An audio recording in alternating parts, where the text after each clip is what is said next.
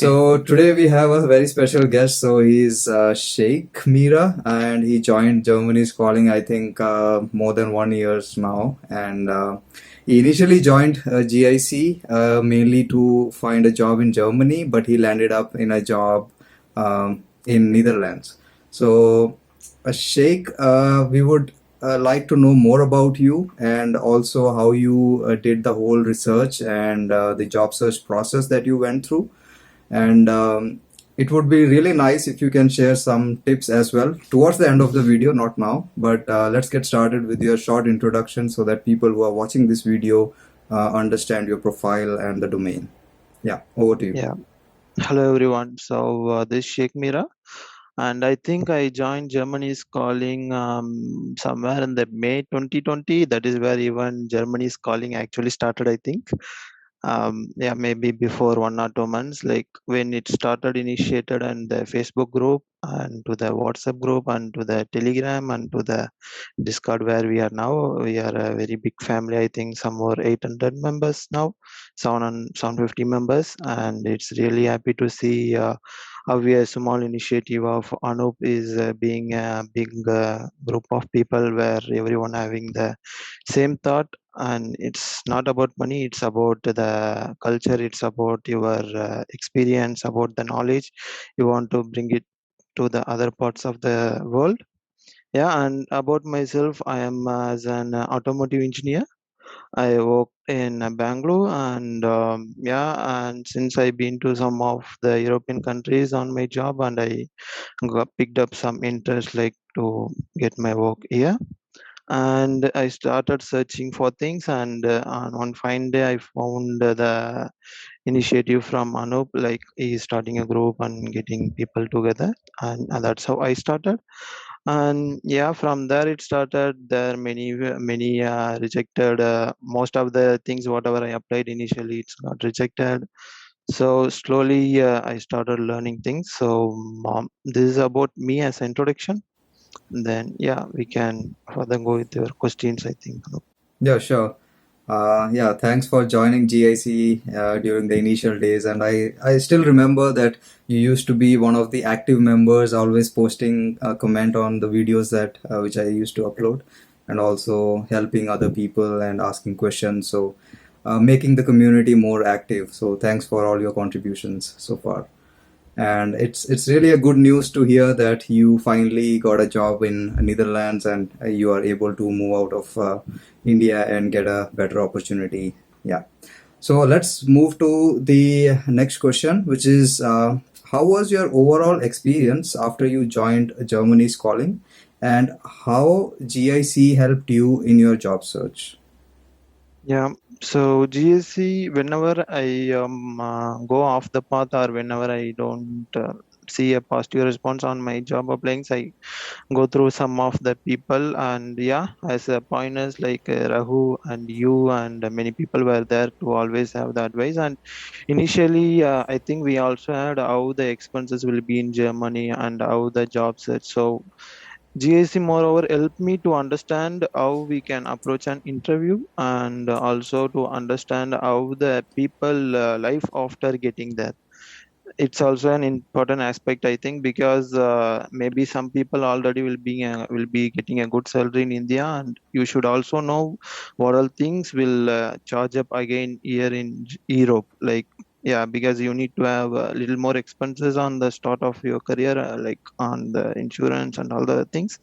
Then the expenses are there. So knowing that also a good thing. And yeah, in mostly whenever I have some doubts on the life in Germany, and how job search we can do.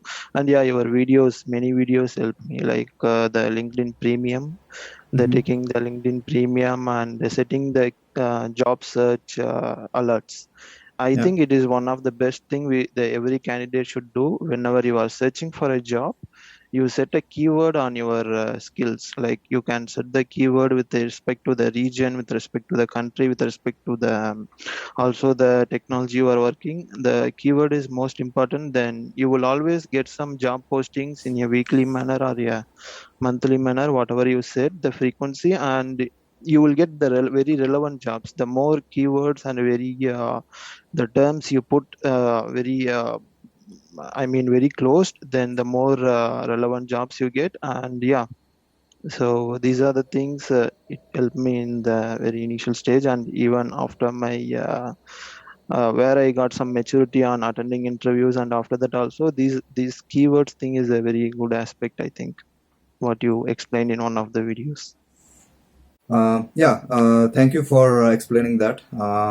Yeah, so my next question would be, can you explain the overall job search journey that you had to follow throughout your job search in Netherlands, and how you finally landed up in a job in Netherlands? So you were trying for jobs in Germany, but you finally landed up in another country, right? So how that happened, and what was the overall process that you followed?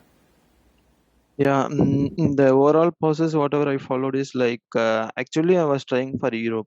Like Germany is also one of my goal, but from the start itself, I was initially, yeah, the Germany was my aspect, but I thought you should know some German to get into Germany. At least out of the blue, maybe some people can go without German, but I think some German is a thing. I believe that the German learning German is a thing. So after some 3 4 months of search in German specifically, then I wider my search to Europe. So I was searching in Italy. I was searching in like in other parts of the Europe, other countries, whatever nearby Romania. Like Romania also I have been, so I was searching there. So these are the countries where you have some automotive companies who is having their offices. So yeah, and it also you need to do if you are searching a job for specific technology, it's better to know the companies having offices in which countries, Yeah. so that you can apply to those countries. You just don't have to just rely on a specific country, because the companies are a very big place and they will have offices all over the world, so you can check into that as well. Then so I did that, then I wider my thing on job search. And then yeah, I got in some Germany in some companies interview also, like Goodyear, I think the tire company, and some other companies in Germany also I got interviews. I got interview in Prague. So many interviews was there. But the thing is, after certain time, after we get into the interview, maybe for some reason they won't proceed. And this one, the Netherlands one, also I got it via LinkedIn, like based on my keyword setting only. And I applied for the job, and after 15 days they replied me that yeah, actually there's a thing in Netherlands. I will tell you that before telling my story. In Netherlands, they have to pay a particular salary for the expats. They call it expats here, the over the people, they are qualified engineers coming to this country, they will be called expats. Mhm. Sorry.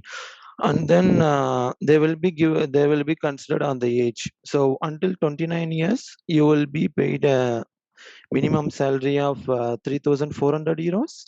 And after 29 years, from 30 years and above, the minimum salary limit is 4,700 euros. This set by the government itself. And as I applied, I was almost like turning 30. And but when I applied I was 29. And after I applied to this company, I got a reply like, we cannot pay you because we are have to pay more as per the government standard. Yeah. Mhm. And I told like, yeah, no, no, it's not the case. Then I got the job. So after that the process is just similar interviews. Then people morely here look on your way of approach to the interview rather than your knowledge. That is, knowledge also is needed, but the way of approach and how confident you are in the things what you are conveying them, and how you can prove yourself like, yeah, I can do these things. It's not about always the skill, but you should have the confidence on the things what you are trying to explain or what you are trying to protect. And then as I told, yeah, if it is after 30 years they will pay 4,700 euros. And yeah, additional aspect on Netherlands is there is a thing called 30 percentage ruling, Mhm. which means the company will pay the 30 percentage of the tax for the first 5 years. So if you, for example, if you are getting some 4,000 euros, then that means if your tax is like 1,500 euros or something, in that only 10 percentage you have to pay, 10 to 15 percentage. The government will pay the remaining, I mean, the company will pay the remaining 30 percentage, or the 30 percentage ruling is there. Like the company also have to pay, don't have to pay. The government won't take it from you. Okay. So this applies for the first 5 years. So as an Mhm. expat, you can opt for this option for the first 5 years, and the minimum rule for this is you should be 150 kilometers away, at least 17 months from the before the date of your first joining date. Like if I'm joining in this month, like for example in November, so 2020 November and 2020 January, until then I should be 150 kilometers away from the Netherlands boundary. Like I should Okay. not be a citizen of Netherlands or Dutch boundaries, they say it. So just they want to make sure they can opt this solution for you, because the people who are studying here, right, they cannot opt it. Mhm. People who are Okay. studying here and joining the job, it's not easy for them to opt until a year or two. But So it's the always expat can, applicable for Indians like us, yeah, right? for the expats. Okay. This is one good thing. So on thinking on the salary aspect, you will get maybe a lesser salary than Germany, but if you see end of the day, you are packing the same amount to your home, like Germany, Yeah, because yeah, this makes sense. special ruling is available. Yeah. And So yeah, I and have one doubt regarding the 30-year rule that you just said. So you said when you joined the company, you were around 29 years. Yeah. So you didn't turn 30 yet. So what happens once you turn 30? Do the company have to pay you a higher salary or is it the same salary? it's a very good question. Yeah, the answer for this is until you change a company, they don't have. Ah, okay. So if you Got it. change a company, yes, they have to do that. But when you join the company before 30 years, until you change the company, it's not a rule. So Okay. it's up to company wish to give you. But yeah, you can obviously try that. But yeah, it's up to you to decide what you want and what you want to risk, and it's up to the individual. They can do that. Okay. Yeah, and yeah, and Dutch. And here it's better to learn Dutch, but people will obviously will speak to you in English anywhere, Yeah. everywhere. And Yeah. even the common communication language in the offices will be Dutch, and it's very easy to communicate here. And that is the only good aspect. Like in German, at least away from office, you have to know German a little bit, but Yeah. in here you don't have to worry about the language, but people will encourage it to learn. Yeah. Yeah, I've also heard that in Netherlands, you don't have to speak in their native language. You can still survive well with English Yeah, alone. yeah, Yeah, and yeah, I think you explained a lot there. And I would also like to know which platform you primarily used for, the job search, and which platform finally helped you to land on this job. I think you already mentioned that it's LinkedIn, but I would also like to know which other platforms or what exactly you used to do on the LinkedIn platform. yeah. It is mostly the case LinkedIn, and sometimes Zinc, I think.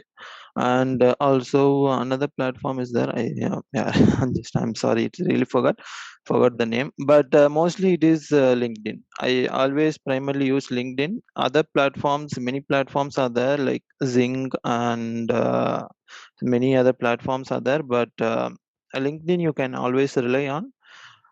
Yeah, it's mostly LinkedIn. So, what were the activities that you used to do on a, may say, regular basis on LinkedIn? So, what things you used to do there in order to find a job? um uh, on LinkedIn, yeah. So if you want, you can have the premium account, but Okay. it will not get you a special eligibility or something. Just you can know the details about the company and the job relevance, Yeah. and you just have to, as I said, the keywords. The keywords plays an important aspect, and then you always go through the JD before you apply for the job. Yeah, when we apply initially, all people will do the same mistake on applying a lot of jobs, which will end of the day will give you only frustrations, I believe. because Yeah. you will apply a lot of jobs and you will hear nothing. So Yeah. get to the JD to the core and understand the JD, and really you think from the job poster perspective whether they will really need you, because Hmm. they see your resume and they have the JD already. They have to compare and they will feel okay, this guy will fit me. You have to think from their shoes, then you will know, yeah, I can apply to this job. So apply to the job, very be selective. You can apply a lot of jobs, but for example, out of the blue, you are applying 100 jobs, you got one job which you didn't like very much. Maybe after you Yeah. going there, maybe because you didn't know what the job is exactly, just the Exactly. job is only in the Europe. Yeah. It's will be a bad thing for you, because I don't know, you the people's current situation may be even better, the current job may be more satisfactory than what they get, but any job will not fit us, right? So we should be very selective, I think. Yeah. So, were you applying to jobs on a regular basis, like a daily basis, or was it a weekly activity? How often you used to apply to jobs? It will be mostly weekly, and whenever I because I keep my mail and the mobile handy. So I will get the mail notifications from LinkedIn, or even the LinkedIn notifications whenever a keyword is matching the job is posted.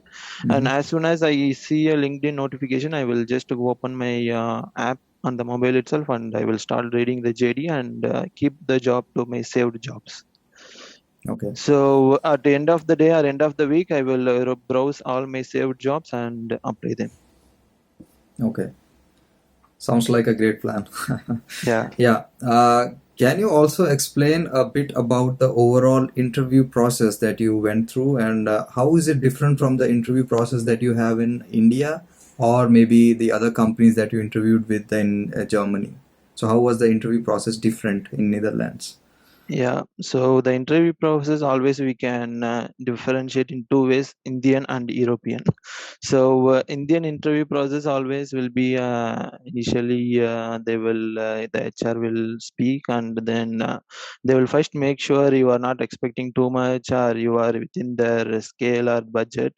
That will be the Indian approach. But in European, first they will explain about themselves rather than they want know about you, they want to know about them, because it's you have to who have to know more about them rather than them at the initial stage, at least, because you are going to give the like yeah, 8 hours of your life daily to them, and you have a right to know about them before they know about you. That is what Europeans thinks, and they explain you the company, they explain you the job, they explain you the things. And yeah, the salary part in Europe, I believe it's always based on the company standards. It's based on the what they have the scale. It's not what we ask, it's based on what they have. And still we can ask, but I believe they will do a justice always. As far as I know, whatever the job they interview, they will do a justice, they will give the right salary, what other people are getting or what the normal industry standard, I think. But yeah, anyway, you should also have a keep on eye on that, because some people, some companies may not do that. So on the salary part, it's just you get to know the information at the end of the process, and you can just cross validate it, and it's better not to do a negotiation and little make it embarrassing until it's a really a need. And on the interview process, I think after HR explains about the company, about the job and things, it will be very job specific, I think. Maybe initially a technical round or a written round or a online coding, or something just conversational. For me, it was just a conversational, and then yeah, it was a go through situation for me. And maybe it depends on different companies, I think. Okay. So you had couple of interview rounds, like 3 to 4. It was the manager and technical, and yeah, that's it for me. Okay, and how much time it took you from the beginning, like from the date you applied to the job till you receiving the offer letter? So, what was the duration between this? Yeah, it was a little different in my case, I can say.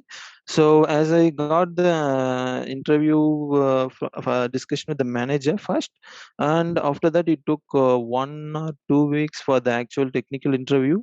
And after the technical interview is through, actually the manager went on a holiday or something, so it took another 2 to 3 weeks, I think, three more than 3 weeks, or else it will be in a 1 week or 2 weeks time. I think it took more than 3 weeks to get back by results. Then after I got the result, then the process took 10 days, I think, to get the actual contract and things, and then it took another 1 week or something to 1 week or 2 week uh, to actually start the visa processing. And the visa processing is a lot more smoother, I can say. In terms of Netherlands, it takes only 1 month, mostly the 4 weeks from the initiation of a process. The worst case 5 weeks. Okay. Okay, so more regarding the job application. So, did you use any special kind of resume or the cover letter or something? So, what kind of format did you use, or was there something special about it? Yeah, the resume and cover letter, you do not leave blank places. That is what my advice can be. Whatever the spaces you have, you put in some information, or make it look like it's not blank. Maybe it's not correct or wrong, it may be work for different way for different people, but I have a feeling that we should bring it to 2 pages, even though independent of your year of experience or number of projects or whatever the things blah blah you did on your career. It's better to keep it on 2 page. Make the things which will matter to the company, and always have the job position you are applying for in the cover letter, and set of key skill sets that's matching with the JD on your cover letter, like you know this, you know that, and I am doing this, and I think I am have some achievements, like something which will portray you about you in a very short term. And regarding the CV, then you try to maintain your experience projects and the equal skill sets on the left side of the project. That's how I maintain. So if you are working on a project for say project XYZ, you have the project, and in the left side of the page you have your skills. So they will, just by reading the project, they will already know what skills you are using on the project. And also always good to mention the project duration, the project place where you did it, for which country or which you don't have to mention the client. And yeah, don't do mention your client on your resume. I feel it's not a good thing, because it's some information that you are leaking about your own company to a unknown person. So it's better not to do that, and mention the country, mention the duration, mention your skill sets used, and keep the page filled. Yeah. So, do you remember some of the questions that were asked to you in the interview process, and what was your answer to those questions? So, some generic questions that were asked to you. Yeah, I can tell, not in this specific one, but I can tell some questions which I faced as a Sure. overall. Yeah. One of the interesting question was, I mean, it may be asked in most of the interviews as well, but it was like, what was the most difficult situation you faced on your job, and what was the situation that you felt you are happy on your job, or what are the situations you felt demotivated on your job. So there will be mostly situational questions in some job interviews, Mm. and you always answer the questions in a way that you put up a situation, and put up your approach. Like for example, what was the happiest day? So you worked on a project which you were struggling for a lot of time, and after some 1 or 2 months you learned some things, you also researched on your own after work hours or something, you put additional effort, and at the end of the day I made a solution which was accepted by everyone. Some situation, and what is your approach. So the situational questions will help them understand how you're going to face a problem if it happens while you are in the job. So Yeah. it's always the approach, and always the situation and your approach to the situation. Okay. So, I mean, it would be nice to know how was your answer. So, if you could share some of the information about what you answered in these questions. So, just giving an example to the audience. Yeah, so I was asked what was your yeah, the happiest day, or what was the interesting thing what you did on your job. Like it was one of the questions. So interesting thing is, as soon as I joined the company, I felt working on a project where it was very new to me, and I worked on that project, and it actually went into production, and actually it's in the market right now. It's on the roads, I can say. So that was one of the interesting and happiest life of my day. I can feel some like my work being used by lakhs of people on the road. Yes, sure. Yeah, that's a really nice answer, I would say. Yeah. So, can you tell us how much money did you spend overall throughout the job search process? For example, buying the LinkedIn premium account and maybe creating a premium resume template or something. And we would also like to know how much money you had to spend while you traveled to Netherlands and also the first month expenses. Yeah, yeah. I think during the job search, you don't have to spend money, you don't have to spend time. And yeah, the paying the LinkedIn premium, it's still a thing. Just you see, first month is free. You can just put whatever the card you want and get it free for the first month. I hope it's still there. So I didn't spend any much money on the job search, and even the resumes I made it myself. I didn't spend any money there, or I didn't go for any. See, whatever you do, you can value it, but if you spend money and do that, you cannot value it. So the time and effort you spend, you know the value of it, and you know the seriousness of it. And I think on the job search, it's I will never advise to anyone spend money. You spend time, you spend effort, you spend your energy, you get exhausted. That is where you will get more energy to do the next things. And yeah, coming to the Netherlands, maybe you will get a flight ticket of 45K, Mhm. 45,000, and some preliminary purchases around some 20-30,000, and your euro exchanges, some euro exchanges, and then yeah, it will cost you around 70 to 80K before you reach here. And after reaching here, it's based on your apartment you are renting. If it is an apartment like 1,000 euros or 1,200 euros, it depends. Actually, we took a 2 BHK apartment. I'm like sharing the apartment. So it depends. Like you can, it will be like 1,200 euros, something like that. Means you have to pay 1 month advance as well. Mhm. So yeah, it will be a lot of expense for the first 2 months, I can say. Mhm. So it's somewhere around you will spend around Indian money 2 to 3 lakhs, I can say. Okay. At least 2 lakhs, maybe, if you I want to give a very actual figure. And yeah, once after your salary, things get better. Yeah, this Yeah. salary, these money things, we should least worry about, because if we are planning for a long term. Yeah, yeah. So it was more about getting some information about how much money one should have before even planning to, travel to Netherlands. So how much money Yeah, should yeah. the person have in the bank account? And was there any visa application fees? Yeah, it is sometimes handles by the company, and Okay. for me it's by the company. So it depends on the cases, and it depends on the candidate to candidate. Mm-hmm. And yeah, it was mostly the company will take care, or else I don't know, there will be some charges, 7K or 8K for the application, Okay. visa application, or 5K something will be there. And yeah, just it's a regular process. You just they will initiate the process. After 4 weeks, you have to go to the embassy and get your interview done, and you give your passport, and in 1 week, in 3-4 days after that, you will get your visa printed on Okay.